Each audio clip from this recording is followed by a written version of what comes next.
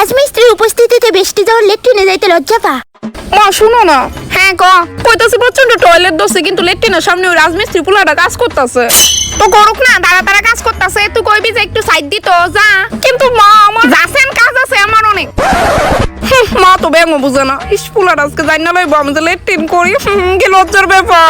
কেতা কইতাম গিয়া কমু যে ওই কি গো একটু সাইড দিবা নি, হাক দে যাইতাম। দূর কেতা কই কিতা না কমু যে এক্সকিউজ মি আমার একটু সাইড দিবা নি, টয়লেটে যাইতাম। ডান। এক্সকিউজ মি একটু সাইড দো না, টয়লেটে যামু। এক্সকিউজ মি একটু সাইড দো না, টয়লেটে যামু।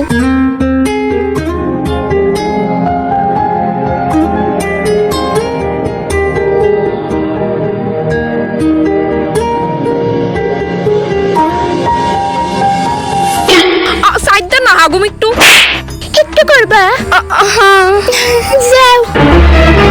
পুরো ব্যাংকি তা কইতে কি তা কইয়া দিছি। হে ভগবান, আওয়াজ যতে না বাইরে কোনো ট্যাপ টুবো নাই যে ট্যাপের জলের আওয়াজ অন্য আওয়াজ শোনা যাইতো না। বালতির মধ্যে জল একদম হালকা করে ছাড়তে হইব।